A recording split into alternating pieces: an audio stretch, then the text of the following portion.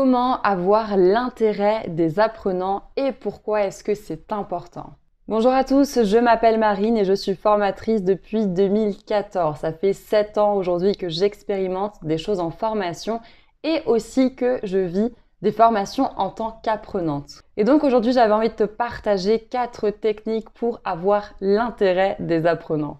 Juste avant de te les partager, je t'invite à liker cette vidéo, à mettre un pouce bleu et bien sûr à t'abonner à ma chaîne YouTube. On va créer toi et moi la première chaîne YouTube dédiée à la formation en y partageant des outils à la fois pratiques, ludiques et faciles à mettre en place. La première question à se poser vraiment, c'est de se dire pourquoi est-ce que moi, formateur, j'ai besoin d'avoir l'intérêt des apprenants dans ma salle de formation.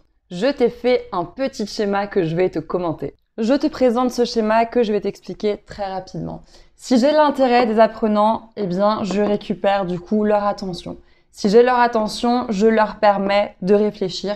Si je leur permets de réfléchir, en théorie, ils comprennent plus facilement ce qu'on se raconte. S'ils comprennent, cela permet de mémoriser et s'ils mémorisent, ils peuvent simplement aller mettre en application ce qu'on se raconte sur le terrain. Donc tu l'auras compris, avoir l'intérêt des apprenants favorise la mise en application derrière de ce qu'on vient partager en formation. En fait, si l'intérêt n'est pas suscité, tout le reste n'existe absolument pas.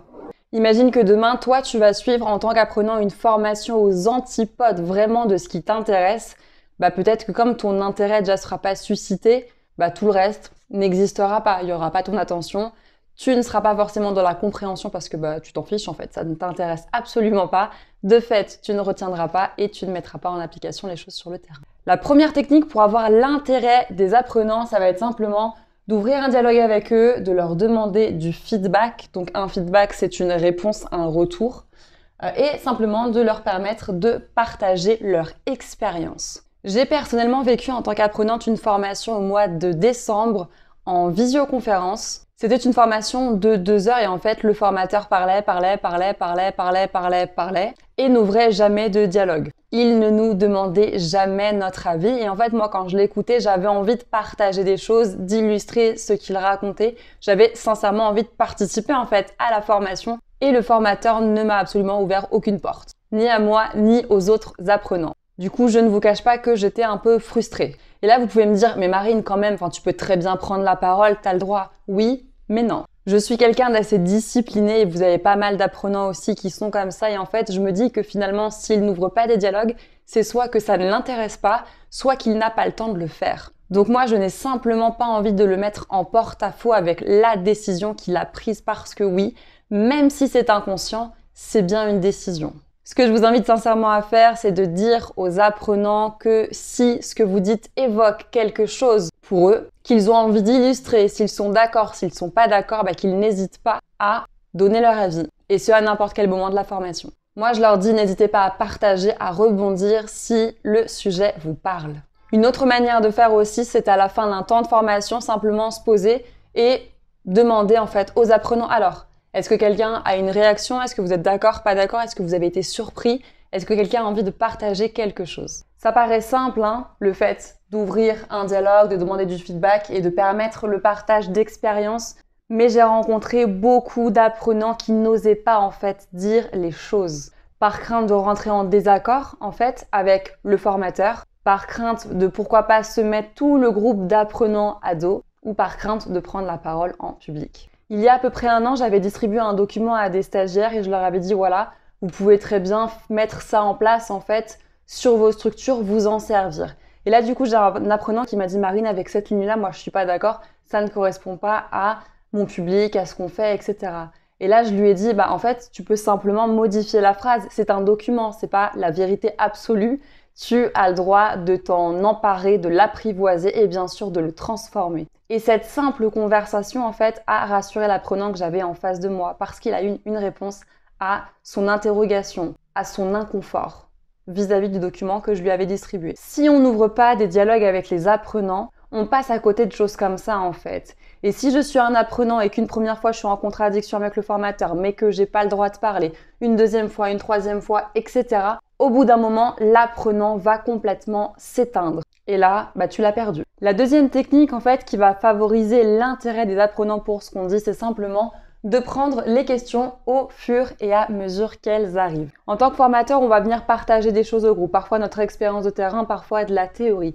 Et en fait, il y a un truc qui est magique qui se passe avec tout le monde, c'est que le groupe et chacun des apprenants va en fait transposer ce que tu vas venir apporter dans sa propre réalité de terrain, qu'elle soit personnelle ou professionnelle. Et donc forcément, il peut y avoir des limites entre toi, ce que tu viens proposer et le fait de le mettre en place dans la réalité de terrain de chacun. Parce que tu as un contexte, un environnement, des choses qui font que, ok, Marine, tu proposes ça, mais moi en fait, j'ai une contrainte qui est ça. Bah du coup, comment je fais? Ça, c'est ce qu'ils vont se dire dans leur tête, les apprenants. Donc l'idée en fait, c'est simplement de dire aux apprenants que s'ils ont une question, qu'ils n'hésitent absolument pas. Et bien sûr, de le signifier en début de formation. Si toi, en tant que formateur, tu ne prends pas le temps de répondre à la question de l'apprenant, il peut rester avec sa question en fait toute la journée et être complètement perturbé et ne pas suivre du tout ce que tu viens lui raconter après. Il y a un truc qui se passe dans son cerveau et qui est vraiment génial. Tu as réussi en fait à susciter son intérêt. Et le fait qu'il ait envie de poser une question, ça montre vraiment que tu as réussi à le récupérer. Donc c'est vraiment important de répondre à sa question au moment où l'apprenant a une question. Si je te fais un parallèle, imagine que là tout de suite maintenant tu as faim, ok? Si je te donne une banane, tu n'as plus faim et tu peux concrètement en fait vivre ta journée tranquillement. Deuxième option, imaginons que tu as faim et que tu n'as absolument rien à manger sous la main.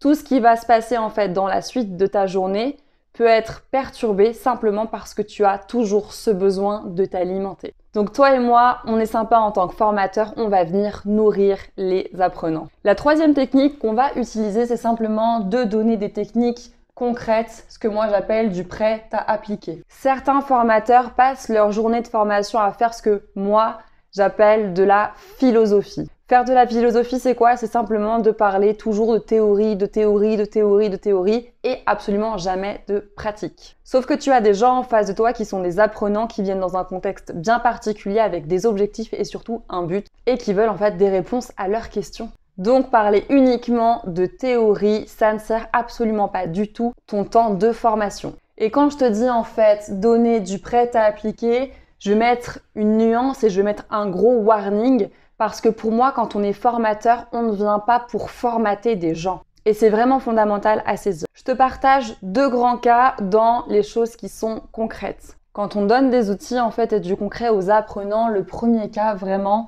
c'est qu'on va donner des process à suivre. Et classiquement, là où vraiment on est dans le prêt à appliquer, c'est vraiment au niveau de la sécurité et de la loi. Selon ta thématique d'intervention, selon ton métier, il y a des choses en fait qui sont déjà prévues. On ne peut pas user de sa créativité pour changer les choses, c'est impossible, ça n'existe pas. Pourquoi? Simplement parce qu'il y a la santé, la sécurité en fait de personnes qui est en jeu. La deuxième chose, c'est l'idée de proposer en fait quand on n'est pas dans la sécurité ni dans la loi, quand il n'y a pas de process réellement à suivre qui sont obligatoires, c'est de proposer des outils qui soient pratiques, transposables et modifiables en expliquant que c'est un outil parmi tant d'autres. Moi, quand je viens en formation, je viens proposer en fait aux apprenants des outils et je leur explique bien en fait, ça leur plaît pas, transformez-le, il n'y a pas de souci. Tu rajoutes une colonne, t'enlèves une colonne, tu changes ça, tu changes le mot, tu changes le verbe, si c'est une affiche, tu fais ce que tu veux. C'est une proposition, ce n'est absolument pas du tout la vérité absolue. La quatrième et dernière technique, c'est simplement de mettre des éléments qui soient connus dans ton discours. Si tu fais des comparaisons, je t'invite réellement à t'adapter à la culture du public d'apprenant qui est en face de toi. Naturellement, en fait, en tant que formateur, quand on trouve des exemples, parce que donner des exemples, c'est forcément très parlant pour les apprenants, on utilise des références en fait issues de notre vécu et de notre culture. Et la limite avec ça, en fait, c'est simplement que tu peux avoir des apprenants qui n'ont pas du tout la même culture que toi. Et les exemples que tu vas citer ou les personnalités, par exemple, que tu vas citer vont être complètement inconnus pour les gens qui sont en face de toi. Pour avoir aussi été apprenante du coup à de nombreuses reprises, j'ai eu pas mal en fait de formateurs, que ce soit en vrai ou en e-learning, qui faisaient des références à des gens, je ne savais absolument pas du tout qui c'était. Donc ça peut être sympa parce que je peux noter leur nom et leur prénom et aller faire des recherches. ou être complètement largué, être complètement perdu et me dire mais c'est quoi le rapport en fait? Il y a une private joke, il y a quelque chose. Une fois j'étais sur une formation avec des jeunes qui avaient majoritairement entre 17 et 22 ans et en fait comme je passais 8 jours consécutifs avec eux, j'avais entendu des choses et je savais un petit peu ce qu'ils regardaient, en tout cas certaines de leurs pratiques. Donc pendant un temps de formation, j'ai pris un exemple concret de télé-réalité puisque c'était ce que j'avais entendu à la pause. Et là bizarrement, il y a eu des réactions en fait dans le groupe et j'ai bien compris qu'ils avaient compris le message que je souhaitais leur transmettre. Si on résume cette vidéo, la première technique c'est d'ouvrir un dialogue constamment avec les apprenants et de leur permettre de s'exprimer, de partager, de dire s'ils sont d'accord ou s'ils ne sont pas d'accord, ou simplement de venir proposer leur expérience ou une remarque. La deuxième technique, c'est de répondre aux questions des apprenants au fur et à mesure, comme ça leur libère de l'espace dans leur cerveau, ils seront concrètement avec toi pour la suite de la formation. La troisième technique, c'est de donner vraiment du concret. Soit tu es dans de la sécurité et de la loi, donc il y a un process à suivre, c'est comme ça et c'est pas autrement. Soit ce n'est pas le cas.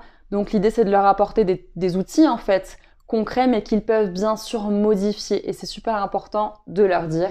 Et la quatrième technique, c'est de mettre des éléments qui sont connus dans ton discours, si tu fais des comparaisons, si tu illustres des choses, si tu prends des exemples, vraiment de t'adapter à la culture des gens qui sont en face de toi. Cette vidéo s'arrête ici. Si elle t'a plu, je t'invite à la liker, à la commenter bien sûr et à t'abonner à ma chaîne YouTube.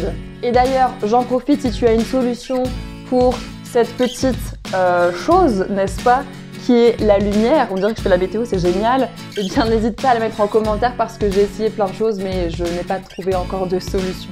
On se retrouve bientôt pour une nouvelle vidéo. D'ici là, prends soin de toi et à bientôt. Ciao!